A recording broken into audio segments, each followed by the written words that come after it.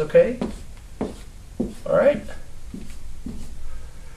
And you got his guy that controls everything that goes in and out of this thing. Now, if you were to look at the top of this thing, you would say, wow, that looks great and everything looks beautiful. But there's another side to this series, okay?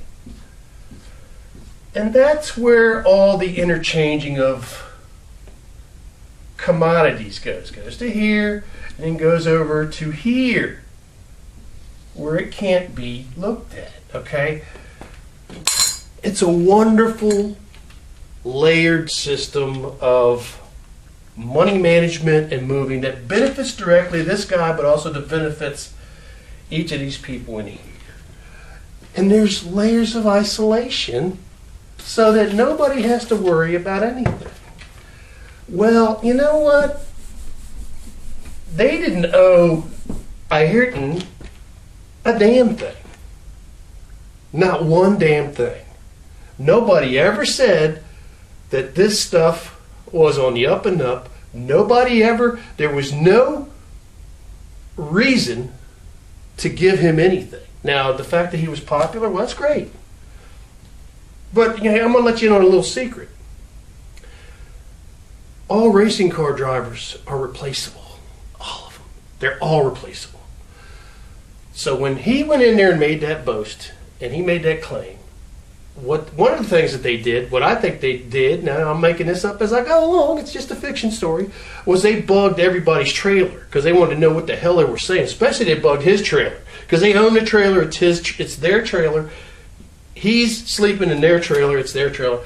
And they bugged his phone too. They wanted to know who the hell he was talking to. And they found out.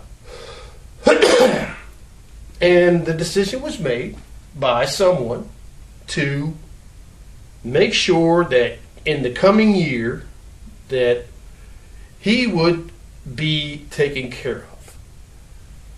And the irony is the exact team that he wanted to go on is the people who were going to do it. Well, I'm going to give you a few names, and you know, you can think what you want. I don't care. One name is Fred Bills. The other name is Mr. Dick. The other name is Brains.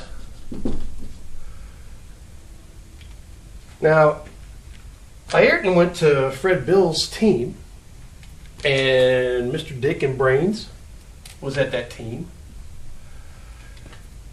And before he got there, in his last season, these three guys and one other guy had a conference, and they talked about, you know what, the other guy said, this guy's got to go. I don't want to hear this shit anymore. I give him his breaks, I bring him in, I make him a world famous person, and this is the gratitude I get. Screw him, he's got to go.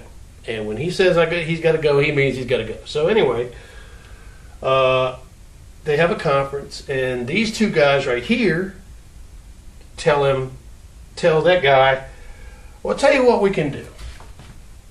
We can give you this guy on a platter at his home race, and we can make it look like his fault. Well, what can you do? How can you do that? Well, that's pretty easy. That track is pretty dangerous, and there's this turn that comes up like this, and it is, man, that car is smoking. I mean, he's in 6th gear, laid out, and that's the highest stress corner on that turn, on that track, and it's vicious. And what we're going to do is we're going to take the car like this, you know, and you got these A-arms here to hold the tires on. Well, one of the big things about these cars, and it's always been the biggest thing, one of the biggest things about these cars is they don't ever want intrusion of this A-arm into the car, okay? And way back when, they were having problems with making it strong enough and yet breakable enough to come off the car. So it was something that all engineers were familiar with, especially what would happen if the car hit a wall, because you get migration. This breaks, you get migration of the wheel backwards. If you're lucky, it will go out that way, or it'll go away from the car. But they're scared about this right here. They always have been. Okay. Well, what they did was they said, well, what we're going to do is we're going to weaken that sucker. And when he comes around here, woohoo, he's going to be smoking. And what's going to happen is it's going to break. It's going to hit the wall like this. And it's going to break, and it's going to come right back at his damn head and kill him. Now, how do you know that? How can you predict that? Well, because you see, I put these two wires in here. And what this is going to do is it's going to fail, and when it fails, it's going to keep this thing against the car. Now, the car has a cutback on the side of it here, like this.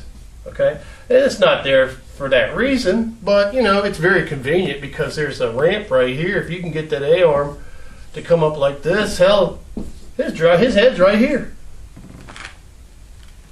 And they set that up for that first race of the year. And this was a passive attempt at a failure. Okay? This is all fiction. I'm making this all up. It's a great story. It's not true, but it's a great story. This was a passive attempt at killing this guy.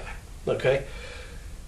Unfortunately, what they failed to take into account was that Ayrton was a very smooth driver, and he could drive a car extraordinarily fast without loading that suspension up.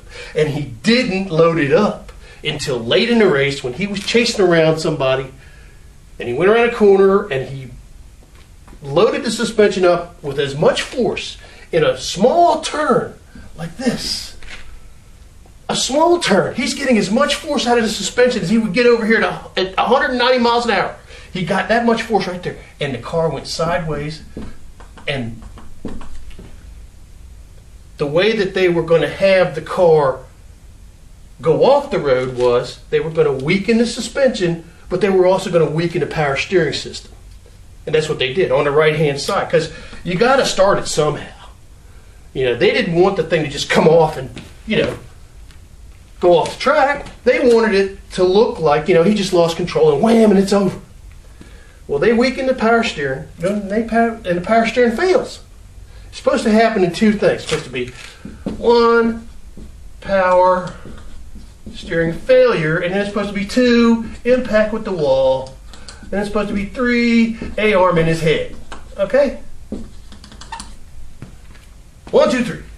Well, it didn't work like that. And he hits the brakes and the car slides sideways, and he's sitting in the car and he's going, what the hell was that? And he pulls the clutch out, and when he pulls the clutch out, the wheel goes, ugh! And he's holding the wheel like, he goes like this with the wheel, and the wheel goes, ugh! And the wheel goes like this. He goes like this, and the wheel goes, and he goes, whoa, shit!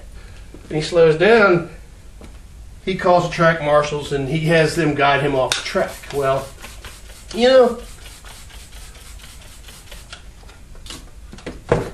all these guys get together after the race. Now, you got to understand that big man that really wanted him to go, he was absolutely hungering to see this at the guy's home race.